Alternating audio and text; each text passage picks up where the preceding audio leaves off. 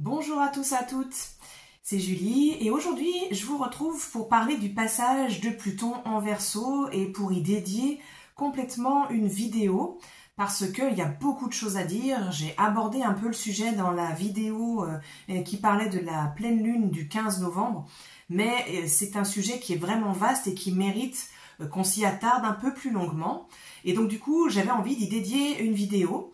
Et dans cette vidéo, on va évoquer comment Pluton a travaillé pendant son passage en Capricorne, comment fonctionne le Verseau, et puis un petit peu ce à quoi on peut s'attendre, qui risque d'être des évolutions constructives et positives, et puis ce à quoi on peut s'attendre peut-être et qui risque d'être un petit peu plus des choses auxquelles il va falloir faire attention, garder de la vigilance, parce que forcément, on va voir pourquoi, on va traverser évidemment des choses qui risquent d'être pas toujours très confortables, comme c'est de toute façon toujours le cas. Et donc j'avais envie de dédier une vidéo à tout ça. Alors voilà, après 15 ans passés en signe de terre, dans le signe du Capricorne, Pluton va passer dans un signe d'air.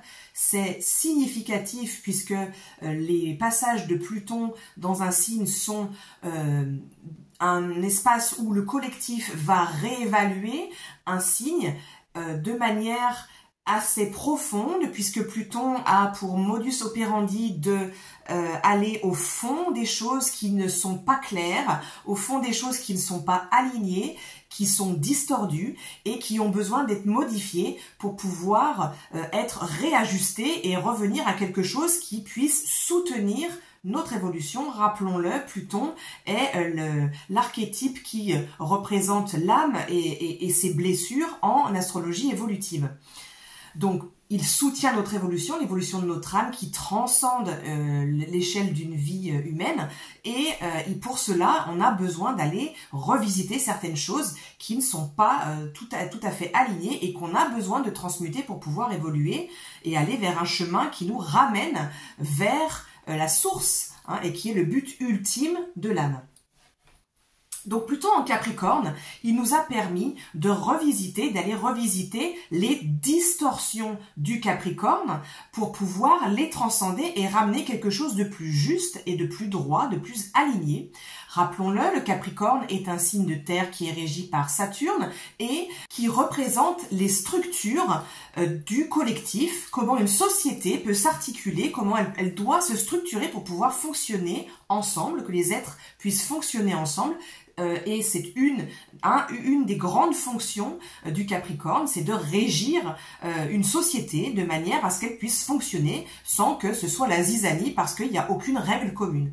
Donc ça, c'est l'objectif du Capricorne qui est tout à fait sain, mais qui a connu, et vous le savez bien, des distorsions majeures depuis un certain temps, un certain nombre de siècles et même quelques millénaires, et qui a donné ce qu'on appelle aujourd'hui le patriarcat, ce qu'on peut aussi appeler le consumérisme, qu'on peut appeler aussi le capitalisme, on peut lui donner beaucoup de noms, mais l'idée majeure est que du moment où il y a eu cette distorsion, que pour pouvoir atteindre un certain mode de vie, une certaine façon de vivre ensemble, il fallait dominer d'autres formes de vie qui sont considérées comme moins importantes ou plus faibles ou inférieures. Eh bien, on a basculé vers cette grande distorsion qu'on connaît aujourd'hui et qui est la façon dont sont régies les sociétés, la quasi-totalité des sociétés qui sont à l'œuvre sur cette planète. Donc on va y retrouver des distorsions telles que les rapports de force, donc la domination, comme on vient de le dire, la hiérarchie, les relations abusives que l'on peut trouver dans la sphère familiale, dans la sphère intime, dans la société en général, dans le monde du travail. On va trouver également la notion d'anthropocentrisme qui est une distorsion, hein, qui est donc, je vous le rappelle, la croyance que l'humain est supérieur aux autres espèces, qu'elles soient végétales ou animales, sur cette terre. Et puis on va trouver évidemment tout ce qui va tourner autour de la misogynie, qui va jusqu'au fait que la femme, pour vous donner un exemple, hein, si je prends l'exemple de la société américaine, la femme dans la Constitution américaine jusqu'en 1975 n'était pas considérée comme une personne, mais comme la propriété, donc un objet, la propriété de son père puis de son mari. Donc voilà, ces distorsions-là qui semblent enfin aberrantes à nos yeux, et encore pas toutes, aux yeux de tout le monde. L'anthropocentrisme est encore largement admis par beaucoup de personnes, et bien qui sont donc des distorsions. On va retrouver aussi toutes les structures sclérosées que nous a pointé du doigt Pluton dans son passage en Capricorne, comme des lois, des administrations, des gouvernements, l'éducation, la santé, le modèle capitalisme, l'ultralibéralisme, etc.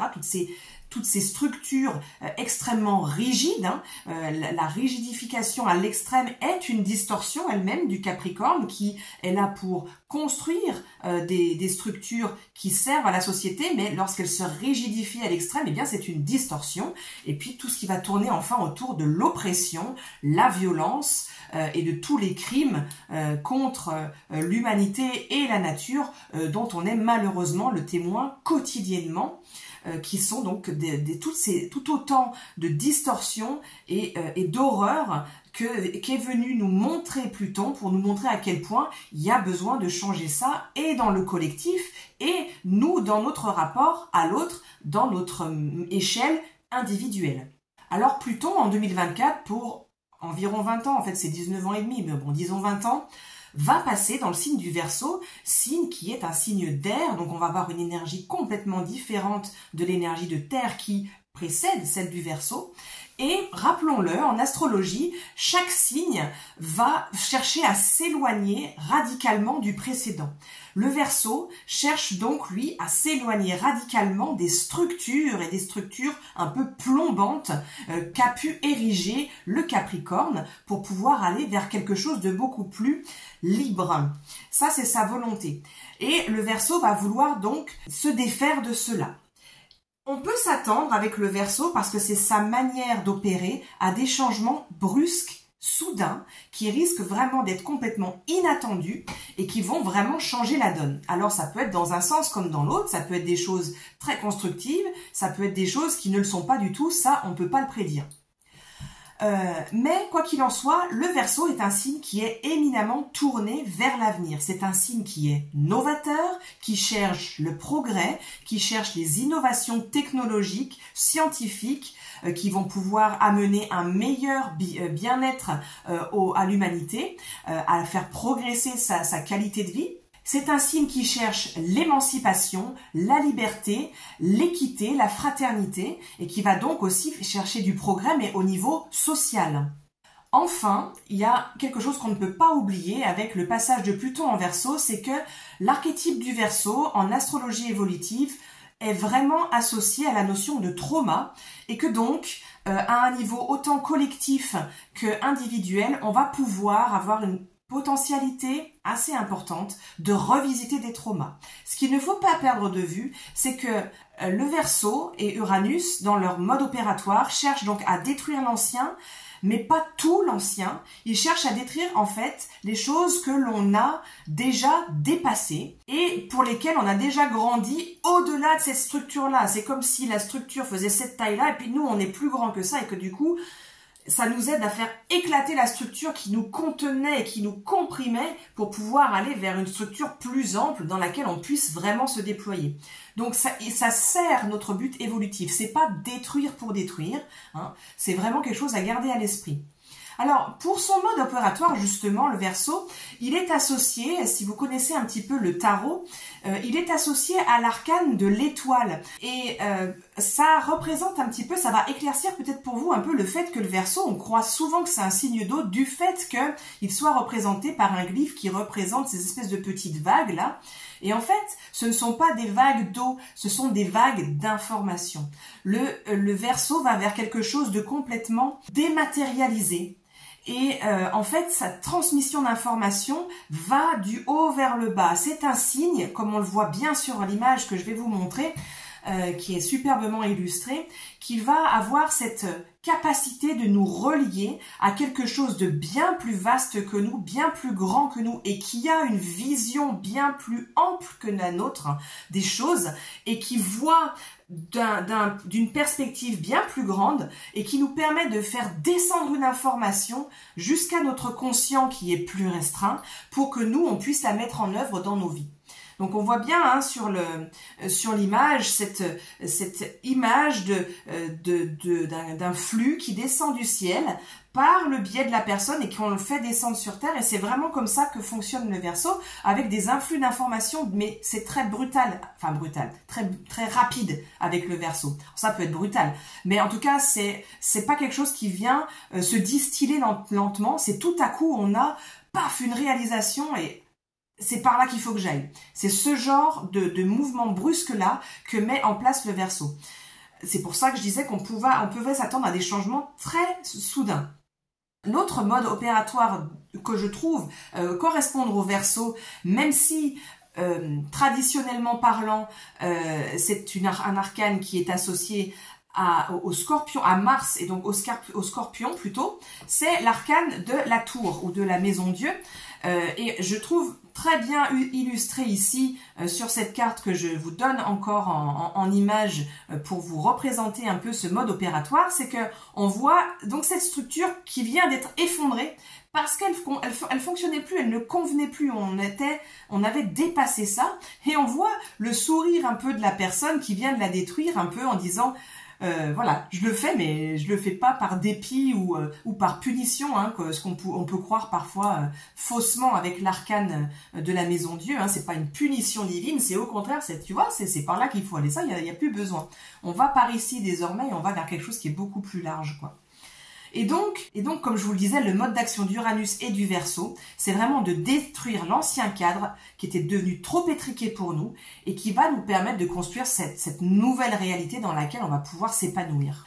Alors, ça veut dire que le Verseau est forcément synonyme de changement. C'est pour ça que beaucoup l'attendent avec impatience après ce passage long en Capricorne qui n'a pas été sans changements brutaux hein, pour beaucoup d'entre nous. Mais c'est des changements d'une autre nature. Il y a 3 types de réactions possibles au changement qui sont insufflés par le Verseau ou par Uranus.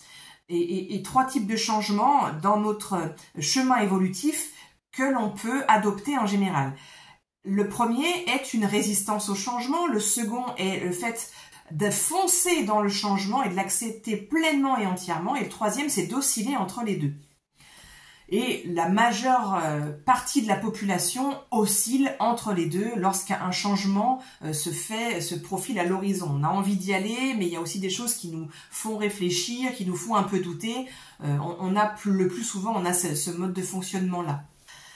Le fait que Pluton passe en Verseau et qu'il y ait cette possible résistance et même probable résistance au changement, et je dis probable parce que avec le Verseau, tout va très très vite et que donc on peut s'attendre à des modifications de nos vies assez brutales, assez rapides et inattendues, autant au niveau personnel qu'au niveau collectif et interpersonnel. Il peut y avoir de la résistance à ces changements, d'autant que ces changements peuvent être vraiment, comme je vous le disais, inattendus et donc du coup des choses auxquelles on peut ne pas être préparé. Ça peut faire survenir des résistances qui peuvent se manifester comme vraiment freiner des cas de fer de la part d'une partie de la population. Et donc, on peut voir émerger, avec ce passage de Pluton en Verseau, surtout dans les premiers temps, des traditionnalismes, des mouvements vraiment de fermeture. C'est là qu'on va pouvoir voir des mouvements de patriotisme, où on va avoir certaines personnes qui vont vouloir se refermer et voir vraiment se renforcer de l'entre-soi au niveau national, au niveau de certains groupes. Et puis on peut avoir des extrémismes aussi qui risquent de se manifester avec vraiment une envie de retour à du traditionnalisme, de s'accrocher à certains modèles qui sont, et quand je dis extrémisme, c'est pas forcément religieux, hein, c'est vraiment des façons d'être qui vont vouloir nourrir l'état de fermeture à ce qui n'est pas comme nous. Et donc malheureusement, une des tendances qu'on risque de se voir se développer, c'est les mouvements un peu de droite et d'extrême droite, avec tous les mouvements de volonté de fermeture des frontières et des choses comme ça.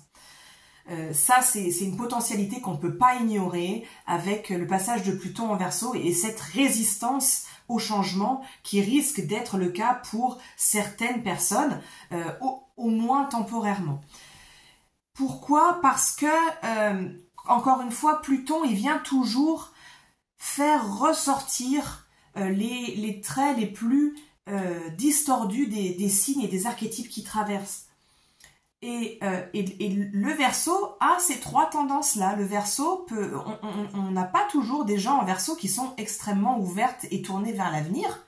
On peut avoir des gens extrêmement traditionnalistes dans le Verseau. Et je parle pas juste des gens qui ont le soleil en Verseau, ça veut dire quelque chose, mais ça veut pas tout dire.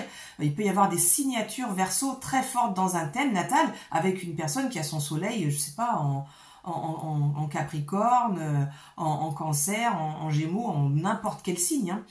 C'est pas juste le soleil qui va marquer notre signature énergétique affiliée à un archétype ou un autre. Et donc, on peut avoir ce traditionnalisme-là attaché au Verseau. Et pourquoi?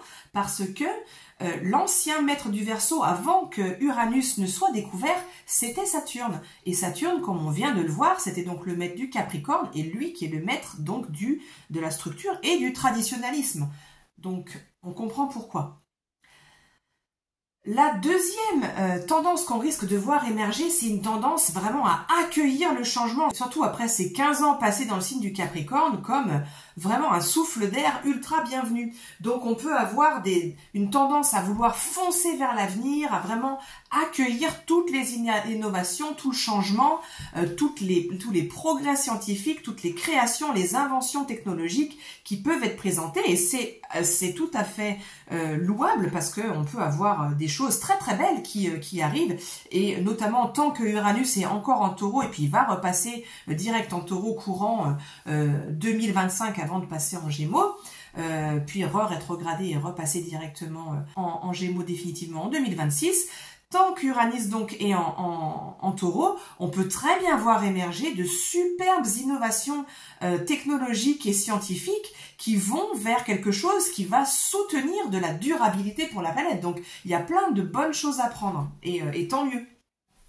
Mais il peut y avoir aussi des choses complètement irréfléchies et où on va foncer vers le progrès pour une petite minorité qui va en bénéficier, et ne pas du tout avoir une vision d'avenir sur le long terme, sur les dégâts que ça peut procurer. Et on sait bien qu'un certain nombre de personnes qui sont à la tête de grands groupes et ou de pays, et de pays puissants financièrement, n'ont pas vraiment à cœur de s'occuper des questions environnementales qui sont pourtant une question numéro 1 si on veut pouvoir avoir du progrès qui puisse bénéficier à l'humanité, de sorte que l'humanité, elle, persiste et elle continue à exister.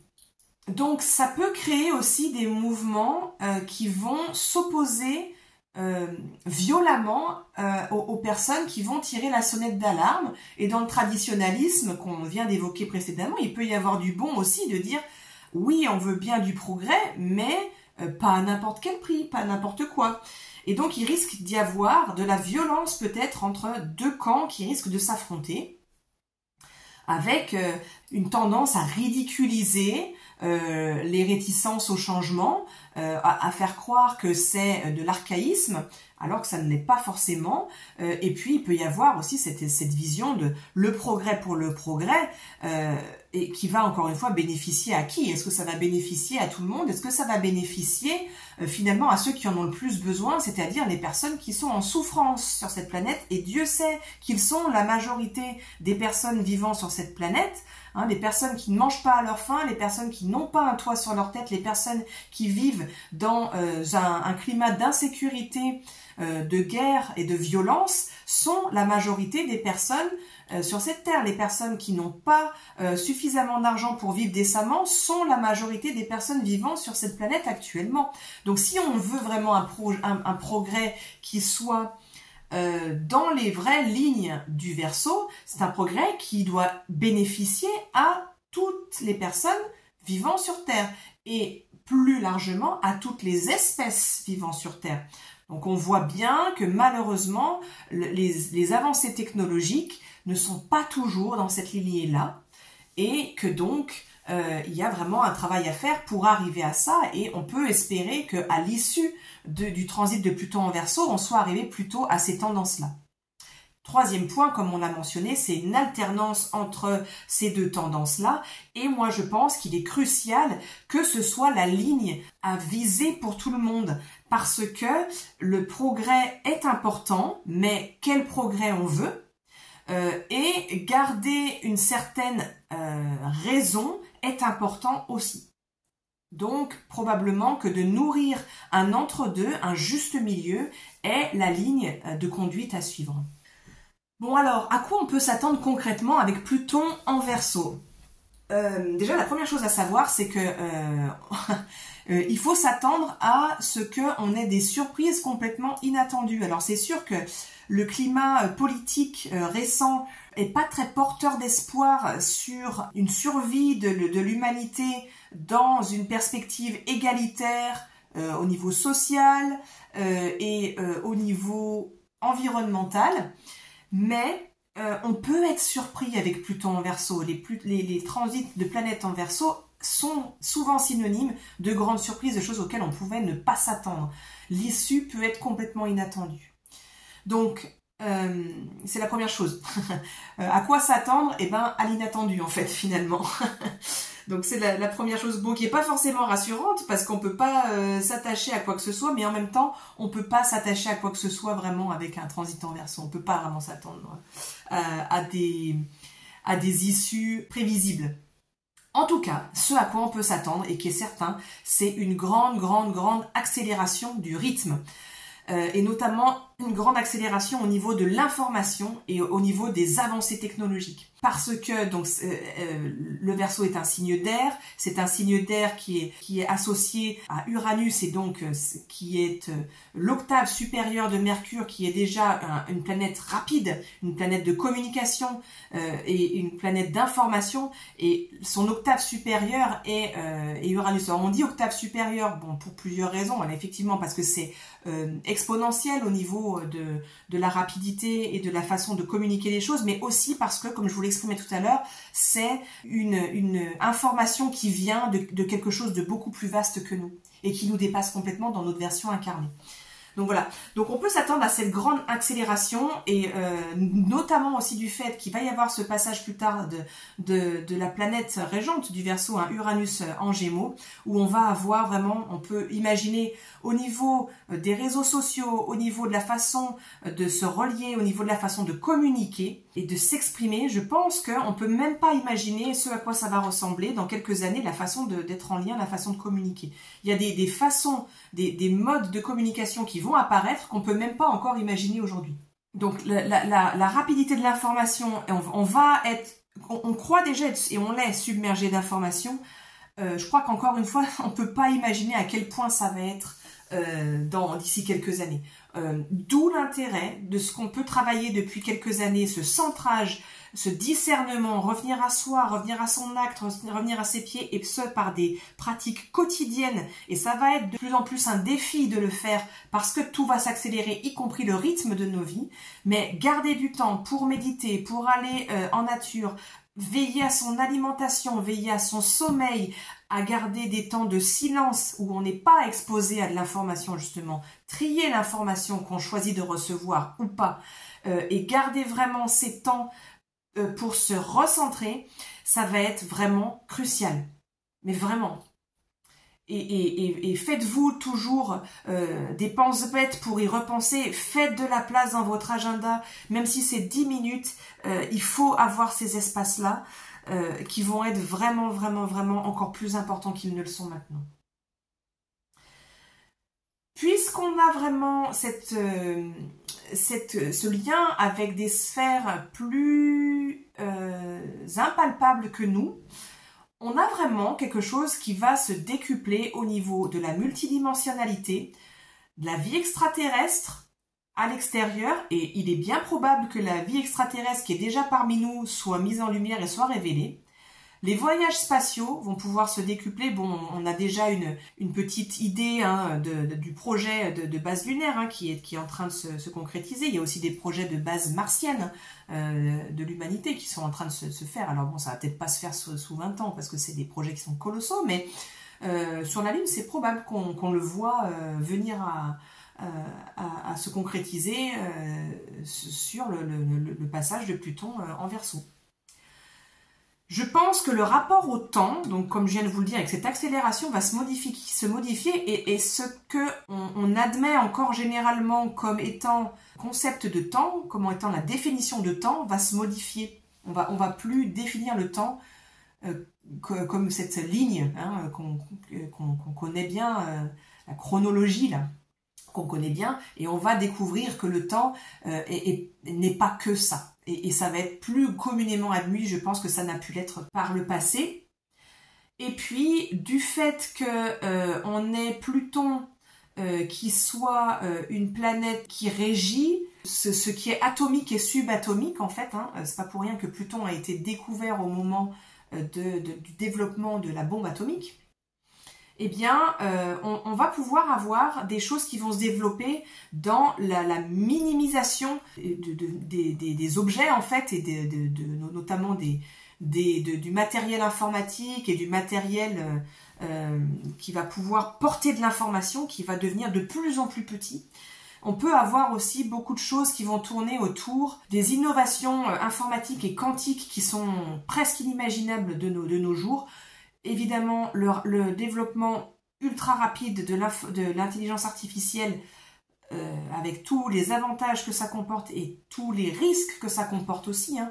Moi, je vous présente ça de manière le plus objective possible, même si l'objectivité, on sait qu'elle n'existe pas vraiment. Mais c'est le type de progrès auquel on peut s'attendre, et puis probablement tout plein que je vais oublier, auquel je ne vais pas penser parce qu'on ne peut pas encore l'imaginer là où on est. Mais avec ce développement de la miniaturisation, tout ce qui transmet de l'information et de l'informatique et du quantique et de l'information et de l'intelligence artificielle, et bien évidemment il va y avoir les questions du transhumanisme qui vont être au cœur des débats. Alors qu'est-ce qu'un humain? Qu'est-ce qu'on définit comme être humain?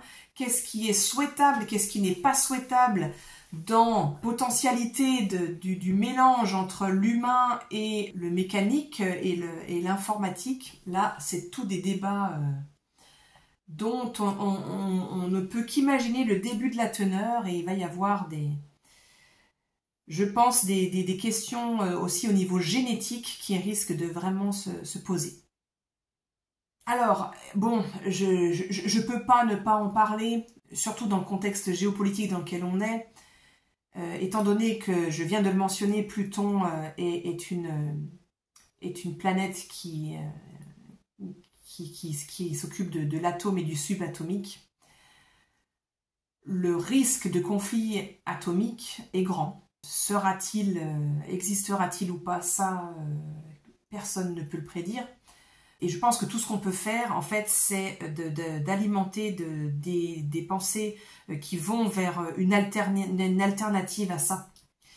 Puisque à nos échelles, on n'a pas du tout de moyen d'agir sur ça, si ce n'est par ce qu'on choisit d'alimenter dans nos pensées, dans nos émotions, et que donc il est important d'aller se confronter à la peur ou au chagrin que peuvent générer, ou à la colère d'ailleurs, que peuvent générer des nouvelles comme les derniers résultats des élections par exemple, mais bon, il y en a bien d'autres dans l'échelle mondiale, d'honorer ça pour pouvoir réellement le digérer et réellement après passer à qu'est-ce que je construis dans ma vie. Parce que si on ne va pas vivre pleinement les émotions qui nous animent à ces sujets-là pour pouvoir les accueillir et les intégrer et après vraiment passer à autre chose, elles vont continuer d'augmenter et continuer d'alimenter cette peur et qui risque de se manifester et de se concrétiser au final encore plus, ce qui n'est pas ce qu'on souhaite.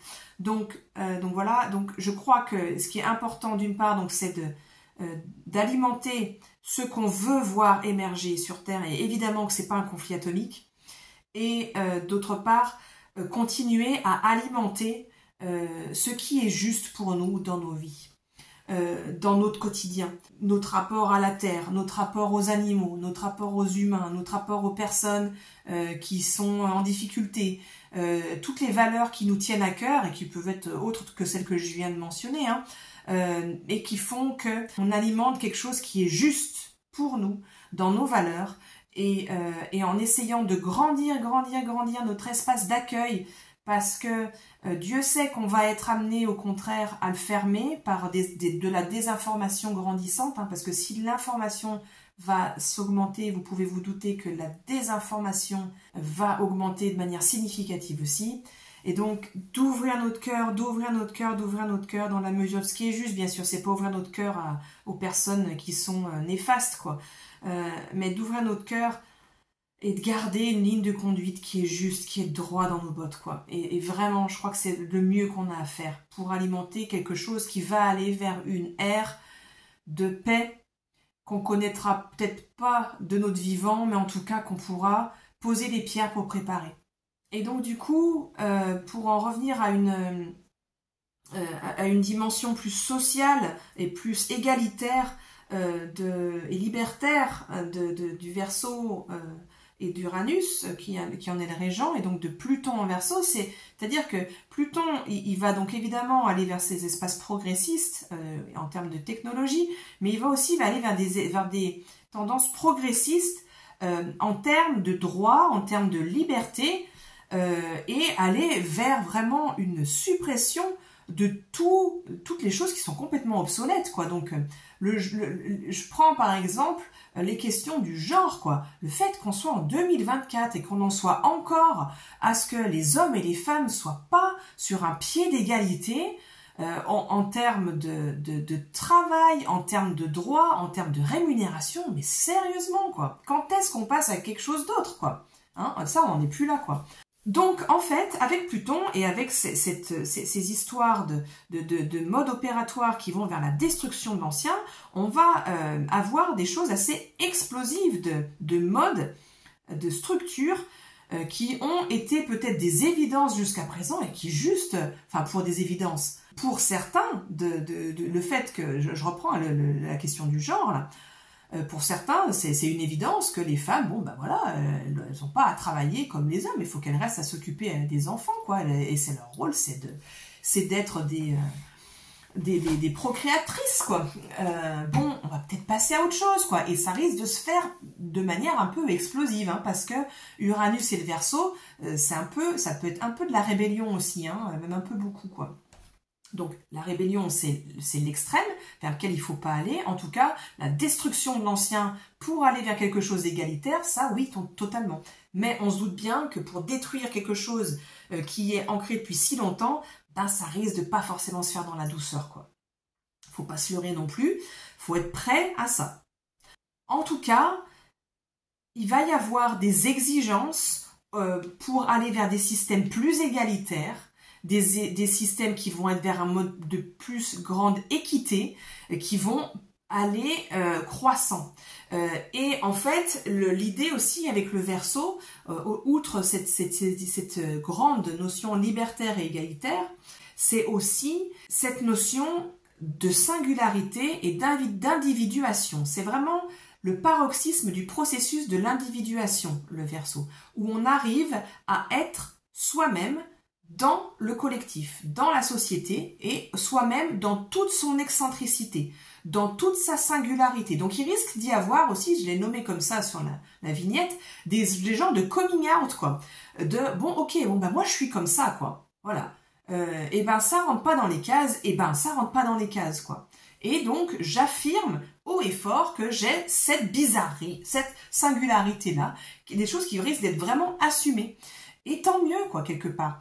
Et ça va être l'idée, ça va être une refonte de la société qui va plus chercher dans l'idéalisme, hein, bien sûr, hein, mais en tout cas dans cette recherche du Verseau, plus chercher à ce qui est un conformisme qui est très Capricorne, mais au contraire, une cohabitation de toutes les excentricités, de toutes les singularités aussi. Donc on peut s'attendre, par exemple, à plus d'inclusion des personnes qui vont avoir des handicaps, des personnes qui vont avoir aussi des modes de fonctionnement qui sont pas normés, en fait, finalement. Et comment on va pouvoir faire pour que toutes ces singularités-là puissent s'intégrer à des choses un petit peu plus classiques et qu'il y ait un vivre ensemble qui soit possible. Et ça, c'est tout l'objectif. Donc voilà ce que j'avais envie de vous partager par rapport aux perspectives du passage de Pluton en Verseau. Alors bien sûr, on aura l'occasion d'en reparler. Il risque d'y avoir tout un tas d'événements dans les mois, les années, les décennies à venir qui font qu'on en reparlera forcément et qu'on pourra relier ces événements-là au passage de Pluton en Verseau. Voilà, je me réjouis en tout cas de voir comment ça va pouvoir se manifester. Je vous invite aussi, et je m'invite par la même occasion, hein, je m'inclus dedans, à vraiment nourrir tout le nécessaire pour pouvoir garder notre axe, revenir à notre axe, à notre discernement et à ce qui va pouvoir nous ancrer, parce qu'on est vraiment dans une décennie, on rentre dans une décennie qui va vraiment s'accélérer et où les choses vont vraiment aller très très vite, très fort, et qu'il va falloir pouvoir garder les pieds sur terre pour pouvoir prendre les bonnes décisions et garder vraiment une ligne de conduite qui va être juste et qui va nous emmener, nous personnellement, là où on a envie d'aller, sans se faire attirer de droite et de gauche, et puis sans se faire entraîner dans des voies auxquelles on n'a pas vraiment envie d'adhérer, quoi. Sans aller vers des extrémismes, mais en tout cas des propositions qui sont peut-être pas alignées avec notre vision à nous. Et en tout cas, qui vont nous permettre de rester ancrés dans quelque chose, dans la matière, quoi, parce qu'il y a quelque chose qui va être tellement dans la dématérialisation qu'il va falloir quand même pas oublier qu'on est des êtres incarnés qui ont des besoins physiologiques nécessaires et incontournables. Voilà, eh bien, je vous remercie de votre écoute, je suis heureuse d'avoir partagé ça avec vous. Je vous dis à bientôt pour une prochaine vidéo.